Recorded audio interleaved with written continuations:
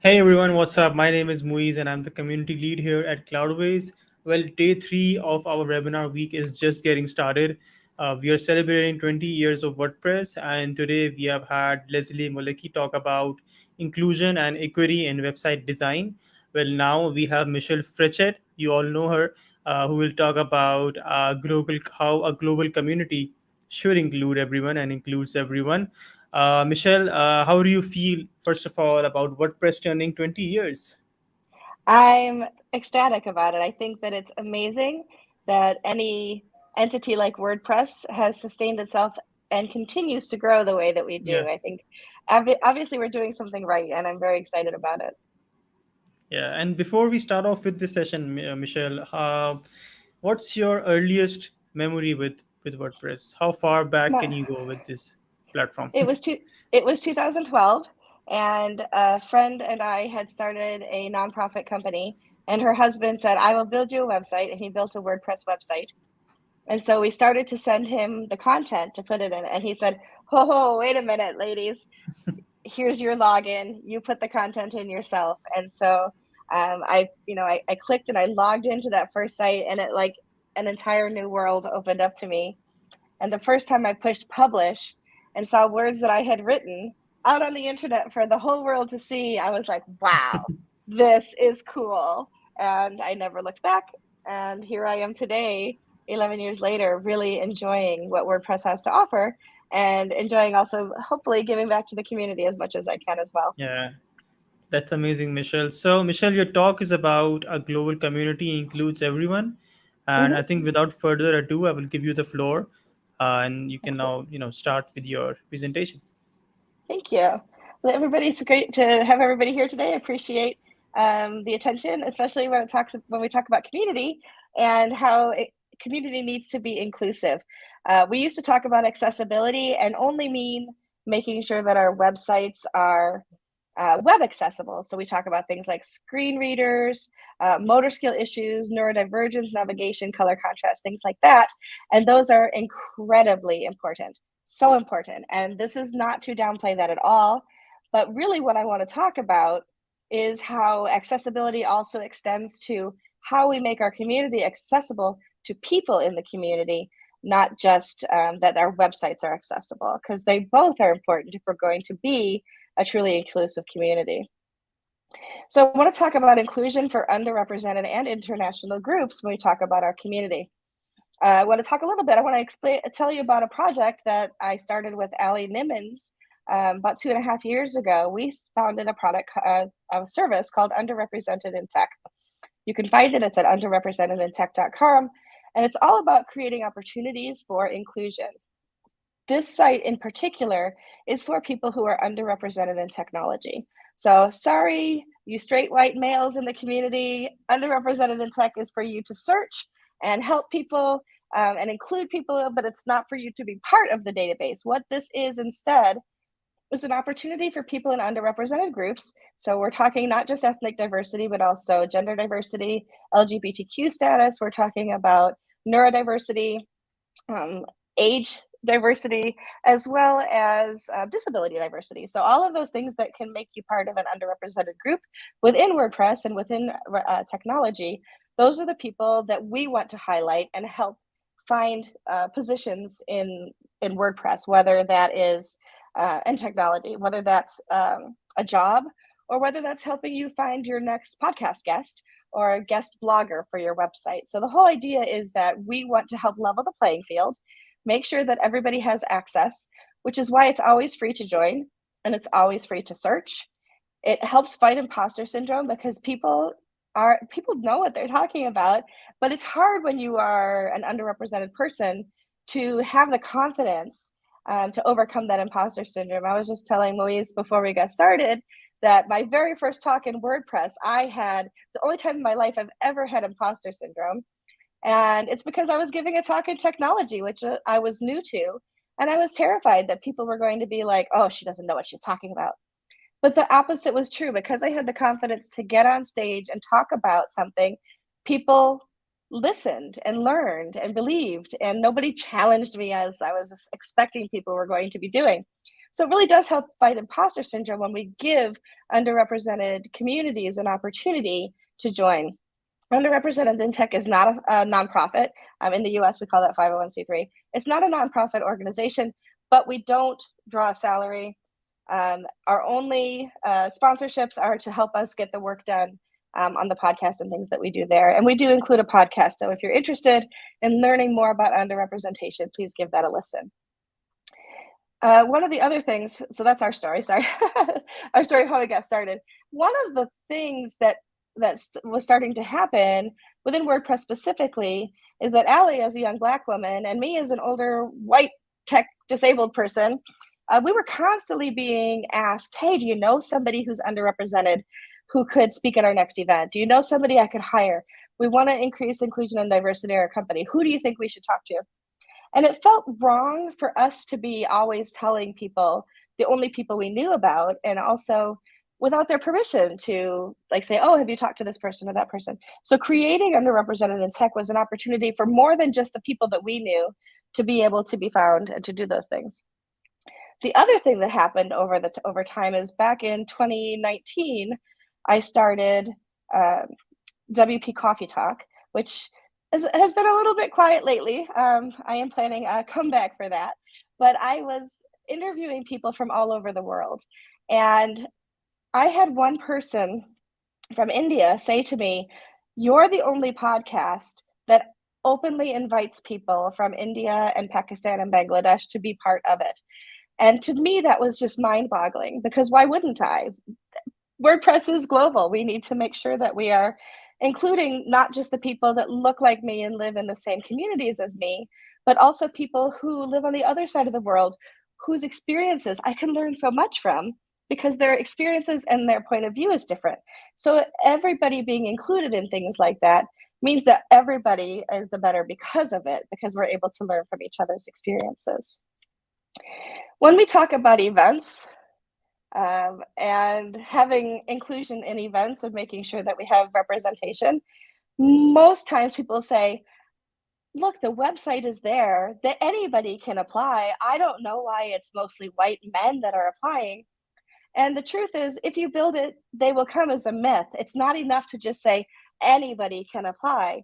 It's super important to make sure that we are absolutely doing research in how we can include others that don't look like ourselves, others that don't sound like ourselves, and others that don't live in our communities. And when you do that research and that outreach, how are you inviting people to apply? As we say a lot, and when we talk about underrepresentation, especially on our podcast, is that you have to reach out to people and encourage them to apply. If you want inclusion, it must be intentional. You have to make sure that you're including people with that invitation, because so many times people in underrepresented groups, like I talked about myself earlier, do feel that imposter syndrome and don't feel like they're going to be included. So it's important to actually extend invitations. Also, whenever possible, compensate people for being included. There are events that make a lot of money for the organizers, but that money never gets shared with the people who are doing the work of sharing information. I'm not talking about WordCamps necessarily. WordCamps have a lot of sponsorships, but it also costs a lot of money.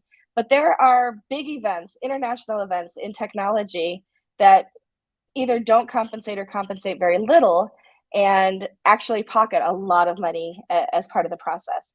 And that's not fair. If you're asking other people to do your labor, then you should actually be compensating them as well. So that's one of the things that we talk about a lot, is that if you are going to ask people to do the work, find a way to appreciate them. And then what does your call for speakers and organizers and sponsors look like? And this is true also when you're hiring. What does your job page look like? Is it inclusive? Are you using language that makes people doubt themselves? One of the things that we looked at once was looking at a job page, and because we do consulting for people as well, and the job page had the list of requirements for the job, and then it said, if you think you might be a fit for this position, apply below. Well, a lot of people who are, at the top of the food chain in WordPress and in technology automatically think that is them. But people who have imposter syndrome, people who are often overlooked, people who are underrepresented, those are three words: if, think, and might, that automatically start to create doubts in your mind. And so you don't want to give doubts for people. You want people to apply, and then you can decide if somebody actually meets your criteria or not. But if you are immediately having people take themselves out of the equation before you even have an opportunity to look at their application, you're doing both them and yourself a disservice because you're not giving opportunity for inclusion. So it's super important to know, what does your call look like for speakers, for organizers, and for sponsors, to make sure that the event that you're putting on is inclusive from the very start. We know that there have been events in the past for whom questions came up, and whether or not they had all white organizers. For example, there was an event, and luckily I have forgotten which event it was, but several years ago there was an event that came under a lot of scrutiny because they had like 20 speakers and only one woman of the entire list was a speaker. And so they came under a lot of scrutiny on Twitter, and they, well, we put it out there, people could apply, no women applied, but did you make it something that people wanted to apply to? So they tried to backpedal and like, well, we'll invite some more women, and no woman wants to be tokenized in that way. So like, they invited a person, and that woman said, yeah, no, that's not me. I'm not going to help you fix a problem that you started. You need to do better from the beginning. It's so much easier to do better from the beginning than it is to try to compensate at the end for anything that didn't go well as far as recruiting. So make sure that it's intentional, do that outreach, and make sure that your call for speakers, sponsors, and organizers is clearly open to everybody. And then also, like I say, invite people to participate. When we have inclusion at all levels of our businesses, we are able to create better products and services for others. When we have an organization that encompasses women, minorities, people with disabilities, etc., we create better products because they are able to be used, and more people see themselves using them than if it was just one homogeneous group. So for example, in the 1960s and 70s here in the United States, vacuum cleaners were marketed as something that men should buy for the women in their lives to make them happy. Now, if you know any women in your lives, I don't think that the perfect romantic gift is a vacuum cleaner, unless specifically a woman has asked for it. And yes, it does happen, but not as frequently as maybe I would like some jewelry, or I want a subscription to the zoo, or to go to the theater, other things that might be more romantic gifts, for example. But the whole idea was that the advertisement showed women dressed like they were going to go out, they pearls, and then pushing that vacuum cleaner with a beautiful smile on her face, like, this is the best gift I ever received.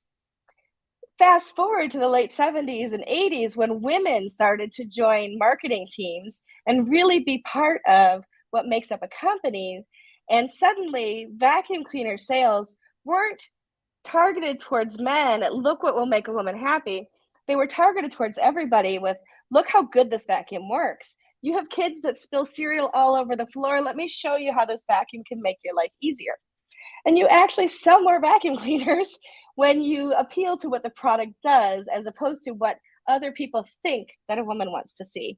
So when we include everybody at all levels, clearly it's easier to do marketing, it's easier to have products that meet everybody's needs. Does it work for everyone, and are you marketing it right? You can't know that if you're a truly homogeneous group. In order to reach everybody, you need to include people at those decision making. And I see you smiling, Moise, so you know I'm right about those vacuum cleaners. It does affect sales, absolutely. We You're also have absolutely better right about you're absolutely right about vacuum cleaners and a lot of other products as well that followed the same strategy. yes. I don't want to name those products because, but they followed the same strategy. And you mentioned 1960s, but in this part of the world, they followed it for very recently, uh, because of the different dynamics of this area. Mm-hmm. And mostly these products are targeted towards women, because of the traditional roles that they have been assigned to. Obviously, this is now changing in this part of the world as well, but glad that it has been changed very early in your part of the world. Well, even yesterday when we had the Women in WordPress panel, we talked about the fact that, that things change slower in other regions. And Afshana was there talking about Bangladesh specifically and how Yeah, women are having, a greater involvement and how she's seeing yeah, a lot of change happen. It's wonderful to see. And it does yeah, happen differently around the world in different, because culture is different. But the fact that it's always moving forward, I think is a very good thing yeah. for It's sure. a bit slow in this region, but we are getting there. So, You are, and it's wonderful to see for sure. yeah, When we talk about projects like podcasts, blogs, workshops, webinars, like this week is a perfect example.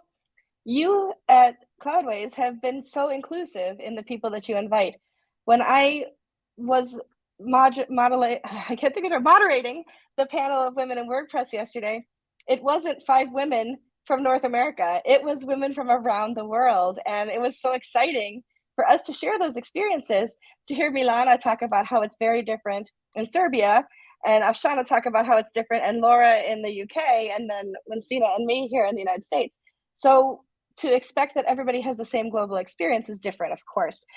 And again, looking at projects like podcasts and blogs, etc., it makes a big difference because people want to listen to podcasts that make some they can connect with. And so if I see a podcast that is I'm always going to pick on white men because they're the ones at the top of everything here. If it's a podcast with a white man doing a podcast and all of his guests are also white men, I'm really not interested in listening to that. It's very much an echo chamber of all of these people, exchanging basically the same idea. Yes, of course, there's differences. People are different, but you're not getting a breadth of experience and a lot of different backgrounds and culture in that if you are only listening to people who look and sound like you. The same is true for blogs and workshops and webinars. We have much better opportunity for reaching more people when people listen to something and can see themselves sitting in the seat of your guest. Whether they actually ever want to do that or not, if they can see that they feel included and that people like them are included, you are much more likely to have better sponsorships, better listenerships. Your download numbers are higher, it's a much more inclusive environment creates the opportunity to do that. So looking at that for your projects, etc. So go back over, if you are a podcaster, it's not too late to change. Go back over your podcast and look for patterns. Are you seeing that you have very little representation? Now's an opportunity to change that.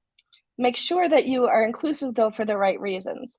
Tokenization, including somebody just because of the color of their skin or just because of their gender, is never the right reason to do that. Make sure that you're inviting people with the intent of not only making sure that you have their inclusive perspective, but that they're experts that you want to hear from within that area. And then make it easy for people to be part of it. So many podcasts that are out there that actually have guests, you go to their website and there's no way to say, hey, I'd love to be on your podcast. Are you looking for a guest for your podcast? So make sure that if you are looking for a guest, whether it's guest blogger, guest podcast, that it's something that people it makes it easy for them to join, because why make it hard on yourself to find people to help you out if they can't figure out how to do that? Again, do your outreach. I grew WP Coffee Talk at the beginning because I reached out to people that I knew and asked them to be guests on the show. But also then I started publishing the episodes, and other people would see that and know that I was looking for people and reach out to me, or just fill out the form on the website to say, hey, I'd like to be a guest on your podcast. So sometimes it works out to just share it. But more often, if you are going to make sure that you have good diversity and inclusion, you have to do the outreach to that. And that doesn't just mean people in your neighborhood. That means, inviting people from around the world to be part of what you're doing so that you can get those different perspectives. I learned so much doing WP Coffee Talk because I was speaking to people from different cultures in different parts of the world who had different experiences from me. And I learned how to be a better community member, much less a community leader, because I could connect with people not expecting that they had the same experiences as me, but also not expecting that they had completely different experiences than me. But having those conversations, looking at the overlap between the things that we did and learning from one another, things that work and how we can be better and more inclusive with one another. And I have made so many friends around the world because of the work that I do. We were talking a little bit before when I was in Thailand for WordCamp Asia this year. It was like having a family reunion with people I'd only ever seen on my computer screen before, and to be able to hug people that are huggers, smile at people, see people in person, have conversations over coffee, sit down next to people at lunch. I was in my glory the whole time, meeting people that I counted as friends for the longest time, but had never been in the same physical space with before. It is amazing how much can change, not only for your products and your projects and all of that, but in your own personal life by embracing friendships from people that you meet in the community because you are looking to make true connections with people. And then when it comes to businesses, how are you recruiting your teams? What does your application look like? Again, we're talking about the same kinds of things as when you're recruiting speakers. What language are you using? And I don't mean if it's English or Bangla or what language it is, but what words are you using? What terminologies are you using that encourage people? Again, if you're using words like if, you think, you might, that's discouraging language. Instead, if people read through the job description and they think, oh, I could be that person, then they get to that point and they're like, you just want to go, hey, this must be you. You've made it this far. Apply below. And those are super important things, as well as the application should be easy.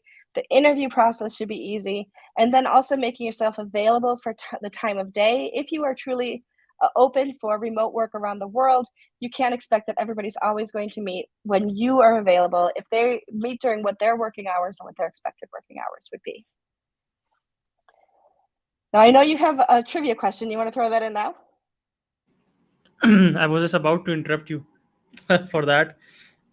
So yeah, for our live audience, you can enter our giveaway if you can just answer this simple question that you will see on your screen, or in fact you are seeing on your screen right now. Just to name what is the WordPress event that brings together the WordPress community. Michelle has been talking about that a lot in our session. So we'll get a chance to enter the giveaway. The giveaway is for $100 in hosting credits. Answer the question in the comments, and we will be picking the winners by the end of this week. Thank you. Thank you, Michelle. Excellent. You're welcome. So again, it's about doing that outreach. I always say strive for too many applications. If you put it out there and you only have a few applications, then you're picking from a very small group of people. You may not find the perfect fit. So strive for too many applications. It's a good problem to have. And this is specifically in the United States. I want to talk about something called equal pay day and why even equality is not always equal. In the United States, we have something called equal pay day. And this is how far into the next year does a woman have to work to actually equal the amount of pay that a man makes in the previous year. So if a man made $100,000 in 2022, how far would a woman have to work into 2023 to hit that $100,000 mark? So on average, for most women in the United States, it is March 31st. Women make 82 cents for every dollar that a man makes. In the United States, Asian Americans and Pacific Islanders, it's February 11th. For Black women, it's all the way into August. Native American women, it's October 1st. And for Latina women, it's all the way into November 2nd. So if you are a Latina woman in the United States, you have to work almost 2 years to make the same salary that a man does before. That is not equity, and that is not equality. So you need to also make sure that if you are recruiting people and you're looking for inclusion and diversity in your team, that your pay represents the fact that you're looking to actually be inclusive and actually invite people to be part of your community, because pay is very important, not only to men, but also to women. And we all have families to support as well. And so if they're doing the same job, should we not be making the same amount of money? So I do realize that that is specifically for the United States. I would assume that it's similar in other countries, although those dates would absolutely not be the same. So it's something to think about, is that if you are going to invite people to be part of your community, they should be paid for the job they're doing and not for their gender or their ethnicity. But I do have a little bit of a secret. I talk about making more room at the table all the time. When I was growing up in the United States, we have something called Thanksgiving. It's when all the families get together, we make a big turkey, etc. And when you're growing up as a child, there's like the grown-ups table, and then the kids get put like either at the coffee table or at a card table, and that's the kids table, right? And traditionally in technology, women and minorities have been sitting at the kids table and not sitting at the adults table. And we always say, well, we could make more room at the table, but how crowded is the table going to get? But this isn't Thanksgiving dinner, and this isn't your grandmother's house. The table is in our minds. The table is as big as we want to make it. There is no real table. It's all about the metaphor of how many people we can actually include to be able to make sure that we're making a difference in what we do and that we have inclusion there.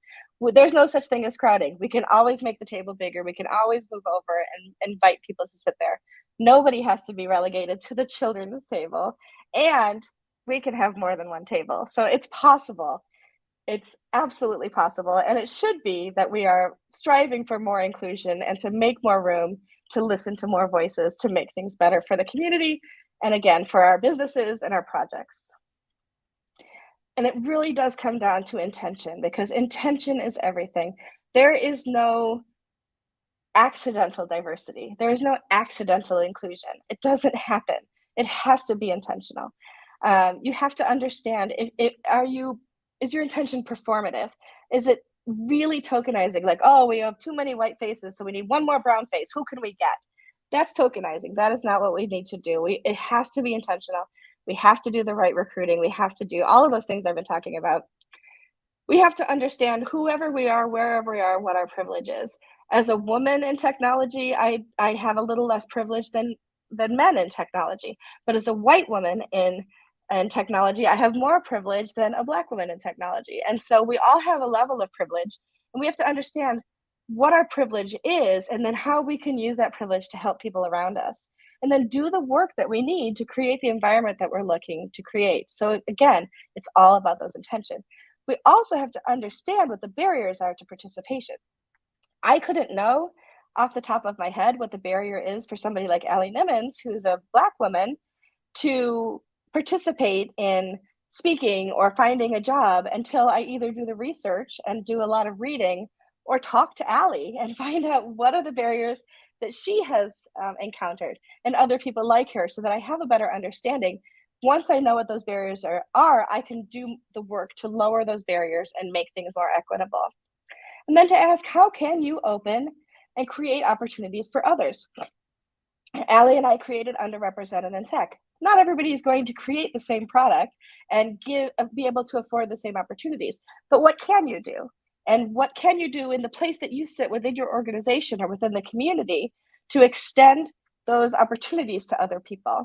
Because those of us who do have privilege do bear the responsibility of creating more opportunities for those who have less privilege.